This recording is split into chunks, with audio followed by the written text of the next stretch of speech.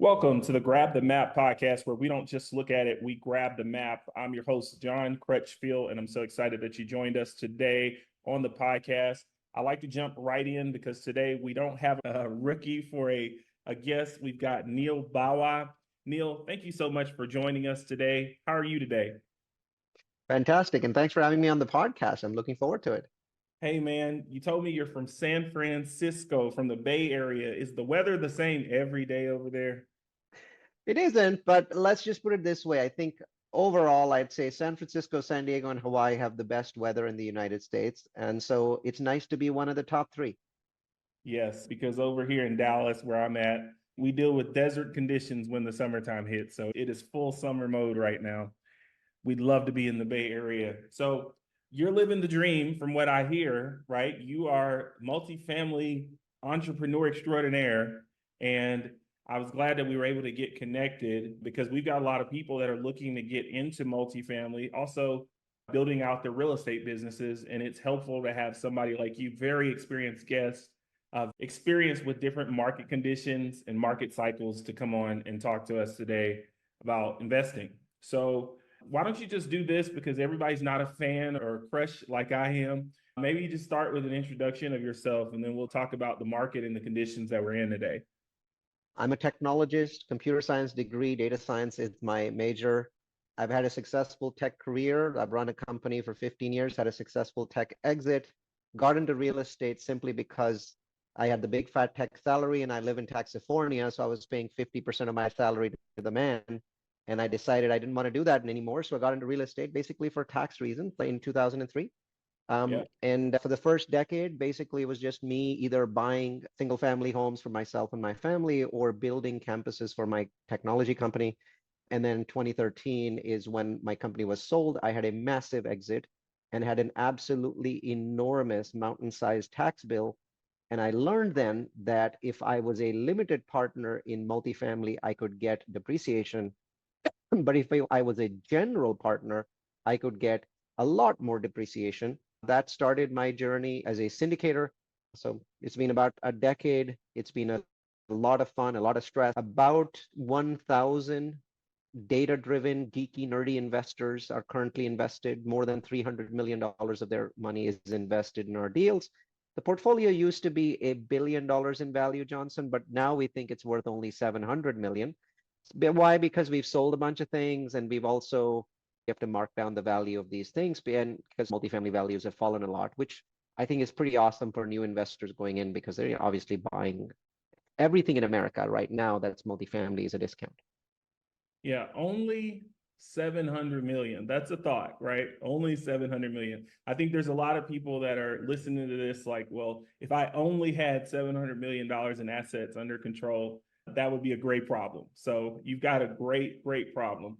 I heard a couple of things in your introduction that I just want to highlight. Number one, you saw the problem that many of us face when working W-2, where half of your income is going to somebody and you don't have control of it. So instead of whining about it, you decided to jump out there and start working for yourself. You're highly successful for yourself, and then you realize the government tries to get their hands on it again. Yeah, it really started with a bunch of people in the Bay Area. I haven't worked for one of these super fancy companies, and I don't want to, because these friends of mine, they work for Apple and Google, and they work 14-hour days. So I think that the goal was not just for me to fix it for myself, but also to fix it for other people. And they've managed to substantially reduce their taxation, which has been perfect, because over the last 10 years, California has become more and more aggressive on taxation, just charging more and more in all kinds of hidden taxes. One of the rules in life for any new investors is stop thinking about what you make. It is not relevant. Only think about what you keep. Every investor must at all times in their mind know what percentage of the money that they're making they're keeping. In other words, when you file your taxes, on the first page, there is a summary. At all times, you must know the number there that says, what was your tax percentage? For example, if your tax percentage was 21.4% in taxes, combined California federal or state federal, then what you keep is 78.6% of your income. So let's say you make $100,000, you're keeping 78,600. The only number that you should ever have in your head is I make 78,600. You should always be thinking, how can I make a higher percentage than 78.6, right? Your gross income is only there to stroke your ego. It's not there for you to build your life. Absolutely. Absolutely. I love it. I love it. Know how much you're being taxed and know what you're really making. I think that's a good takeaway. There's a lot of people that are new though, and they're trying to navigate a market that has changed over the last several years. They may hear things like interest rates are higher, or maybe there's not as much product hitting the market, maybe inventory is low, and they're trying to figure out an opportunity, how to get involved, right? What would you tell a new investor that's trying to get started today about how to get involved in the market like today? First, I'd like to start off by saying you have the easiest freaking job in the world, and I'll explain why. Before we continue, let me take 60 seconds to tell you about Multifamily University. Are you ready to take your real estate investing to the next level? Look no further than Multifamily University. Our comprehensive resources, including guest podcast appearances, educational webinars, the Real Estate Trends Toolkit, and the Location Magic course, are all designed to make smart investing easy and accessible. Plus, with no subscriptions, no upsells, you can trust that we're always looking out for your best interests. But don't take our word for it. Check out what our satisfied customer, Carlos M., had to say. Neal's presentation was filled with invaluable information that is not readily available to the average investor. This group takes you to the elite level of investing. Join the ranks of the elite with Multifamily University. Join us at multifamilyu.com and start investing from a place of knowledge today. Not only will you have access to a wealth of knowledge from industry experts, but you'll also be able to stay ahead of the game with our in-depth analysis of market trends and potential recessions or corrections. Invest with confidence and make informed decisions based on data, not gut feel. Don't miss out. Visit us at multifamilyu.com today or click the link in the description below. And now, back to the content. What I'm going to do is I'm going to contrast the market as it was 27 months ago. And I'm going to contrast it with the market today. And we'll talk about the good and the bad of these two markets, because the market has completely changed dramatically, basically has flipped in the last 27 months. In multifamily, we use a measure called cap rate to figure out how much we should pay for a property. And then cap rates are inversely proportional to price. What that means is, as the cap rate goes down, the price goes up. So if you pay a much lower cap rate, you'll pay a much higher price. The prices peaked for multifamily, which is the largest asset class, by the way, in commercial real estate. The only asset class in real estate that's bigger than multifamily is single family, and you can't really monetize that easily. And multifamily prices peaked in March 2022, which is 27, 28 months ago now. So 28 months ago, the market was at its peak. And 28 months ago, ironically, was very easy to raise money. Incredibly easy. Investors were throwing money at it. And they were doing the exact opposite of what they should be doing. Everybody was throwing money, but because the market just kept going up, and nobody was asking the one inevitable question: if the market keeps going up and up, aren't we buying more and more expensive buildings? Aren't we getting less and less for our money? Nobody was asking that. I was screaming about this on podcasts. Nobody was listening. Everyone was just buying buildings left and right. Yep. And back then, everyone was like, yeah, I can't lose. The prices are all going up. It's such a nonsensical idea that they will keep going up. Eventually, as interest rates started to go up, first, multifamily prices plateaued. Then they started to decrease slowly. And then in the last year, they started to decrease fast. Why? Because multifamily is a business. And banks have said, your mortgage has doubled. I'm not going to give you the same loan amount. I'm going to give you a much lower loan amount to protect myself. They're actually also protecting me, because I might take on too much risk and pay too much for a property. And what they're saying is, no, if this property was worth $30 million before, now with mortgages being up, this property is only worth 22 million. So we're going to give you a much smaller loan. And prices, I didn't have to go and drop the price. I didn't have to negotiate. Prices automatically dropped because the amount of money that the bank was willing to give you on that particular property kept going down for the last 28 months. And so Yeah. today, right, is 30 million, a property that was worth $30 million in March 2022 is worth roughly $23 million now. But this property's income has not changed. Right. Its income is the same. Why? Because in the last 2 years, we haven't seen a lot of rent growth in the US. Why? Because rent growth was insanely crazy in 2021, as much as 15% for the US, with the long-term average being about 2.5 to 3%. There had to be a cool down effect. So we've been in that cool down. Rents haven't really dropped much in the US, but they've been flat. And so as a result, the income for this property is the same, John, but its price is $7 million less in my example. Yeah. And so it's an incredible time to be buying it because you're like, I'm getting the same income. And so the question is, why would not everybody just jump in and buy? The answer is because interest rates are high. So your cash flow is still struggling just as much as it was 27 months ago. 27 months ago, you were paying a lot, so your cash flow was struggling, but rates were down, right? Today, you're paying a lot less, but rates are up, so your cash flow is still down. But this is the ideal kind of scenario for me because the price never changes, but interest rates go up and interest rates go down. Now, when interest rates are low, investors foolishly believe that they will never go up, which is why in 2022, no matter how big a building you were buying, investors would give you the money immediately, right? Not even questioning the fact that you were buying something that was very expensive. Today, the same investors don't want to give you money, even though you're buying it 25% cheaper. Why? Because their new belief is interest rates won't go down. Neither of those two beliefs is rational. Interest rates do go up and interest rates do go down. Inflation rises, inflation falls. The best way to understand what is the happy medium is to look at both rents and inflation since World War II. The charts are available on the web. They're also available on the St. Louis Fed's website. And when you look at those charts, one thing is obvious. The United States, as a developed economy, actually suffers from low inflation. And most of the time, the Fed is trying to juice inflation. They're trying to increase inflation. Why? Because if you look at the last 12 years, with the exception of the last 24 months, inflation's been too low. The Fed's goal is 2%. If you average out before COVID started, what inflation was, I think the average was like 1.3%, right? So the Fed's job most of the time is how do we get inflation up to 2%? Because we can't keep paying back the federal deficit if inflation is not at 2%. But every once in a while, a politician does something stupid.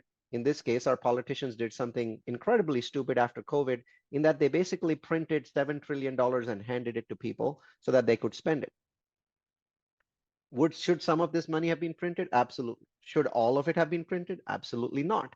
The amount that was higher, the bad part, caused an inflationary spiral. And we've been suffering on it, and that's why interest rates are high. Now, obviously, everything's addressing, right? So the Fed raised rates to ridiculous levels. And because of those ridiculous levels, the US economy is starting to slow, manufacturing is contracting, and inflation has come from 9.2% at its peak, which was last year in June, all the way down to 2.7% at the end of May 2024. So its path is from 9.2 to 2.7. It's a downward path. And remember this, economists know this. Inflation doesn't come down in a straight line. It comes down and then it starts to plateau. The last 1% to get inflation from 3 to 2 takes the longest and is the hardest. That's where we're at right now. But so far, the Fed's been successful. And so we know that going forward at some point of time, and I don't know what that point of time is, interest rates will be lower. They may be lower 1 year from now, or it might take 2 years. It might even take 3 years. Unlikely, but it might take 3 years. The point is this. Once you get the discount today for a property that you buy, rates can change, but the discount's locked in. Yeah. So to me, I'm very greedy right now. I want to buy everything in the market that makes sense, obviously, mathematically makes sense. And my challenge is that all the whining that I was doing 2.5 years ago about price is too high, I'm not doing any of those whining right now. Prices are very reasonable. My problem is I can't convince investors. So I want to buy 8 properties a year, but I'm buying 3 because investors think this is a bad time to buy. These are the same investors that thought 2022, when prices were outrageously high, was a good time to buy. So the truth is, your new investor understand that the investing world is not real. Most investors are speculators and they follow the market. If you want to learn, don't follow the market. If you want to learn, understand that when things are cheap, it's generally a good time to buy. Understand that Warren Buffett was right. Be greedy when others are fearful. Be fearful when others are greedy. I was fearful in 2022. I am greedy in 2024. I love it. So the strategy is to think about the appreciation that's going to happen when rates start to come down, Yes, right? we currently have cap rate arbitrage. So what Yeah. that means is you could buy a property. Most of the properties that we're looking to buy right now are around 6 cap, okay, 6-ish cap, right? In this same property was 4 cap in Right. 2022. Now, are we going to go back to 4 cap? I hope not, because that was a crazy time and I don't like crazy times. I like normal times. So what is likely to happen is today we're at 6 cap up here, right, which is a low price, and we were at 4 cap. What likely to happen is that when rates adjust, we might go from 6 cap to 5 cap over 2 years or 3 years. And what most investors don't understand is on a $30 million building, a change of 1 cap in your favor completes your business plan even if you don't rehab a single unit. Yep. Yep. If you do nothing and the cap rate in the market changes by 1 cap, you've met your business plan. And this is very rare to have a 1 cap arbitrage ever. Don't wait to buy real estate, right? Buy real estate and wait. And Yeah. I think that's exactly where we are right now. So pretty cool. What I think you're talking about is a bit of distress in the market, right? Mhm. Yeah. And I know that's something that you like to talk about. So talk to me about the distress that we're seeing right now. Right. I'm going to start out by defining the word distress. Yeah. Last week we made offers on 2 properties, or last month, and we didn't get any of those 2 properties. You know why? Because there was too much competition. Too much competition, right? There were 13 offers. We barely squeaked into best and final, and then we lost each property by about 200, 300,000.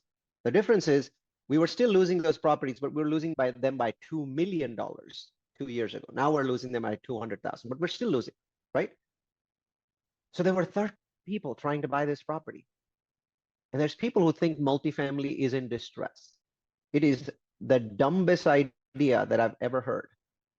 There is no distress in a market when 13 people are trying to kill each other, trying to buy a property with $200,000 hard on day one. If you think that's distress, perhaps you should go back and check the definition of the word distress. The market has no distress. What is distress is that there's a portion of the market. So overall, there's over 100,000 apartment communities in the United States. 2,500 of them have their interest rates resetting this year. Either their rate cap is expiring or the bank says, I only gave you a 3-year loan, now you got to sell your property. Those 25% represent less than 2.5% of the United States stock. And in the coming 12 months, those properties have to be sold. And they have to be sold, most of them, at a loss. Yeah. In most of them, the investors will either lose money or lose all of their money. But here's the cool thing. The banks are not worried about it because the value of the properties today is still higher than the loan amount. And that's all the bank cares about. They don't mind that all the investor equity got wiped out. So what is distressed in the United States is 2.5% of the multifamily market. These 2,500 properties have roughly, I would say, 75,000 investors. Okay. And those investors' money is distressed. The market has no distress. There are no sales happening of multifamily on the steps of the courthouse. There's no bank willing to give you even 10% discount on a property that has been returned. There's no bank willing to give you 5%. Yeah. Banks are simply like, sure, you can't extend your, I'm not going to extend your loan, pay it back to me, right? Pay it back to me. give it back to me, and I'm just going to give it to a broker, and in 90 days, there'll be 10 offers on it. Somebody will buy it, and my money will be returned because there's no distress in the marketplace. So investors are distressed. Syndicators are distressed. The market has no distress whatsoever. Please share one market in the United States that actually has multifamily properties being sold on the steps of the courthouse. Please, I'll give you $50. Yeah, it's not happening. It's not happening. When you're approaching offers right now or approaching sellers, do you have this operator or syndicator distress in mind? We do, but for the most part, I have to say this. People are like, oh, there's distress in the market, blood in the streets, and all kinds of stuff will happen. No, the only thing I'm getting out of it is that I'm paying 25% less for the same property with the same income. That's my benefit, 25%. If I'm looking for something magical, where I'm going to hire this person, he's going to call all these distressed people, and we're going to do all these off-market deals and get 35 to 40% off. That's just lies for podcasts. In the real world, none of those things are happening because there's no distress, right? So let me give you an example. This year, roughly $78 billion of loans in the office sector were coming due. Out of those 78 billion, $48 billion have been deferred by the banks to the future, meaning extended, kick the can down the road. Yep. But out of the $123 million that are supposed to be coming due for multifamily, only 2 billion have been deferred. Banks are not afraid. Banks are like, you want to return your property? Fine. I'm not going to extend your loan. I'll sell it in 30 days, and you're going to pay for all of my selling costs anyway, right? So there's this belief in the marketplace that somehow we will get some amazing deals. Yes, by simply paying 25% less. That's amazing. When's the last time you got a 25% discount on the most privileged asset class in America? With steady income and rising income in some cases as you operate it better, right? Absolutely. To me, this is not a sexy business. Don't try to make it sexy. Don't try to make it sexy in your head. But it's a reliable business. And to me, reliability is sexy. The most unsexy things in life are actually the sexiest. I like it. I like it. I should try saying that to my wife. Hey, look, that may or may not work well for you. So it may or may not work. So one of the things that I always appreciate when I hear you on other podcasts or hear you sharing is how in depth you are in your knowledge of the market and what's going on. Where does that come from? Like, how do you get that information? Is this something you spend a lot of time on? I think it comes from passion. We live in a world where the problem isn't that there's not enough information. The problem is that there is too much, right? So there are literally dozens and dozens of completely free sources of high quality information available to me. For example, ChatGPT. I'm a ChatGPT addict, right? Okay. Which means I use it 10 to 15 times a day, right? Minimum for my work. And I also use it 10 to 15 times a day for my home. For example, this morning, a ChatGPT gave me the only 2 fridges in America that are 24 inches wide for my garage. So I'm constantly asking ChatGPT questions. And one of the questions that anyone can ask ChatGPT is, please name the top 10 multifamily brokers in the United States. Okay? And it'll give you a very nice list. Then say, please give me the websites of these broker companies. It'll give you a list of 10. Click 10 times, go to their website, find their newsletter, sign up. Yeah. Now you're receiving an astonishing amount of high quality information with charts, graphs, numbers, trends, and invitation to webinars with more charts, graphs, trends for free. You never have to pay anything for this, right? Yeah. So the information actually is too much, not too little. So people are like, where do I get information? Top 10 brokerages in the United States. That's all you have to do. Walker Dunlop, Marcus and Millichap, CBRE. They're providing astonishingly high quality information. They're all killing each other to give you gorgeous, beautiful charts, graphs, and insights and bringing on amazing guests. Information is out there. Your job is to distill it down to insight. Information is not the same as insight. So what you have to train yourself is A, where do I get the information? I just told you, you'd never have to get more information about multifamily again. Just follow the process that I just gave you, and you'll have too much information. But then you really have to think about it and say, what is my insight from this? What is this person really trying to say? What are they trying to imply? And sometimes you have to read the tea leaves, and you get better at it the more you watch. I make sure I watch at least one webinar from one of these trusted information sources, at least per week. One webinar, that's about an hour. And then I get maybe 6 to 8 emails from them every week.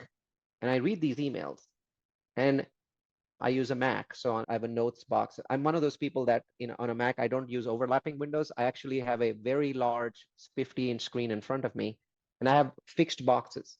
And one of those boxes is notes. And every time I read a document, right? Every time I need a document, I only have one task, and it's a very simple task. What is the one insight that this newsletter gives me? The newsletter might talk about Phoenix. It might talk about there's a lot of incoming supply, rent growth is negative, blah, blah, blah, blah, blah, blah. But none of that is the insight. You know what the insight is? Phoenix is a very powerful metro. It has a huge amount of growth. Don't buy a property there now, but by the end of the year, the supply will end. And so if you time it and buy a property at the end of the year, next year you get all of the rent growth, but you still get this year's deflated prices. That's my insight. I type it into notes and I forget about it. And then once in 2 weeks, I sit down with my acquisitions team and I go over all the insights that I've learned and I give it to them. Now my acquisitions team is empowered because I'm not buying properties, they are. Yeah. Simple? I think it's really simple. People are always looking for ways to use Chat GPT. So you gave very practical examples for how to use it, right? And then not just how to use it, but how you digest the information and synthesize it and put it somewhere where you can remember what your insight was. I think that's amazing. And it comes across like you're really smart, and you are. So that's what we're seeing. I think another thing that comes to mind for me as you're investing, I know you mentioned you've went from maybe 8 per year to 3 per year. Has your criteria changed as the market has, I don't want to call it distressed, but as prices have contracted, has your criteria changed or what you're willing to buy? Yes. I have a new set of 23 criteria which are factored in, which basically are weighted in lots of different ways in an Excel spreadsheet that has 3 million columns. And everything I just said was completely made up. My criteria has only changed in one way. Okay. One way. And that one way is that I want to try and buy buildings with assumable loans. Because Okay. given that there is zero distress in the multifamily market, which I just proved to you, right? Yep. Given that, the only reason that a 25% discount exists is that interest rates are high. So if I can assume a loan at 4%, I get the discount without having to pay for the reason for that discount. Oh, yeah. I get low interest rates and low price. So I have just a single criteria. And so you've learned my secret right now. My acquisition team gets $10,000 every time I close on a property as a bonus. Okay. As of 9 months ago, we no longer offer them the $10,000 bonus if they don't find an assumable loan. You want an assumable Right? loan. Until I changed this, they had trouble finding properties with assumable loans. Magically and interestingly, they now have a lot more of them because they want $10,000. Yeah, of course they do. They want $10,000, and I love the idea that not only are you getting the price discount, but you're getting the price discount without the reason for the price discount. So I love the strategy. That's my entire strategy. Yeah, I think it's beautiful. I know I've gotten value from this. Talk to me a little bit about just what is real estate doing for your life? What has this business done for your life? Think back, you started off with seeing others work the 14-hour days and seeing the lifestyle of that high-tech world over there in the Bay Area. What does life look like today for you with $700 million in assets? And I think you said you're helping 1,000 investors? I have 1,016 investors as of Yeah. yesterday. So from 2018 to 2022, I met my goal, which was that I started with working about 55-hour weeks, which is 11 hours a day. And each year I reduced my work by 5 hours. I'm very calendar driven, so it's easy for me to measure the number of hours I'm working. And down from 55 to 50, 45, 40, then 35. But I've been stuck at 35 for the last 2 years because market conditions are challenging. So what real estate has meant for me is I make more dollars every year, with the exception of the last 2 years, simply because I'm waiting to sell my buildings when they become more expensive again. Yeah. But that'll happen. So that it's still adding up for these 2 years. And each year, I'm able to reduce the number of hours that I work. I am not passionate about working more than anyone else. That is not tied to my ego. I'm passionate about getting more done than anybody else. So I use ChatGPT more than 10 times a day to write what I call specs or project specs, where I talk for 5 to 10 minutes. ChatGPT writes an extremely detailed spec. I do not send this spec to my managers. I send it to my project manager, whose name is Afzal. He's Pakistani. He takes that, puts it into Asana, breaks it down into dozens of tasks, then calls a kickoff meeting. There I spend 15 minutes explaining my ideas to the right people, to the relevant people. And then Afzal makes sure that they actually do their job. This way, after 15 minutes of thinking, 10 minutes of talking with ChatGPT, and 10 minutes in a kickoff meeting, I fully explained what I want done and how I want it done. Now I can just walk away and walk in my backyard or spend time in Asia. So I spend 2 months a year traveling on vacation. Yeah, because you're leveraging a team to help you. And geez, you talked to me about that team before we jumped on here. Can you tell us a little bit about what that looks like? 50% of our employees are always in the Philippines. We have 44 people, 22 in the Philippines, 22 in the United States. There are some things that can have to be done in the US and some in the Philippines. Would we raise that number beyond 50% in the Philippines? No, I think 50% seems optimal. We have about 200 people working on building or managing our projects. We don't count them as employees because technically they belong to the individual LLCs that we invest in. So it's a nice team, 44 people. They're very competent. They know what they're doing. Everyone's data driven. Everyone's using Slack and Asana. One thing I'd like to quote is we have 81,000 tasks in our Asana, our project management software. 76,000 have been completed. There are 5,000 incomplete tasks. Yeah, staying busy. That's great. I know that every time I hear you and every time I get to get your insights, that I want to figure out how to learn more from you, how to hear you more, figure out where I can find you. So can you Sure. talk to me about people, how they find you, how they get exposed to you, how they can learn more from you? It's really simple. First, I am the only Neal Bawa on the World Wide Web. Typing my name into Google results in about 10,000 links. Hundreds of them are videos, and thousands of them are articles. Feel free to click on any of them. If you hear bad stuff, it's unfortunately about me. If it's good stuff, it's fortunately about me. Either way, there's no other Neal Bawa out there, so that one's really easy. If you want to be more structured to take a look at our content, the best way to do that is to go to a website. It's called multifamilyu.com. So multifamily followed by the letter u.com. And there we publish our 12 webinars. Each year we do 12 bespoke, high quality, beautifully designed webinars on things that catch our attention. Obviously, half a dozen are probably real estate, but we publish webinars on things that have nothing to do with real estate, like climate change, artificial intelligence, or banking crises. These are just fun things. We know about them, so we make webinars about them. So join those, a dozen webinars a year. And in those webinars, we take 60 seconds, no more, to talk about our latest projects. So if you're an accredited investor, you can join those. If not, you can just continue consuming the content. There will never be any fee, subscription, or upsell to multifamilyu.com. It is meant to be like Wikipedia, so all of the content will be there forever for free. Yeah, tons of value add there, tons of value you're putting out in the world. So glad you stopped by today to talk to me, and you've blessed my business for sure. Anything else you want folks out there to know? Any message that we didn't communicate today? I know I've taken a bunch of your time, but I know it's been valuable to folks listening. I'll finish off with my two mantras and my one saying. My two mantras are data beats gut feel by a million miles, and you can only manage what you can measure.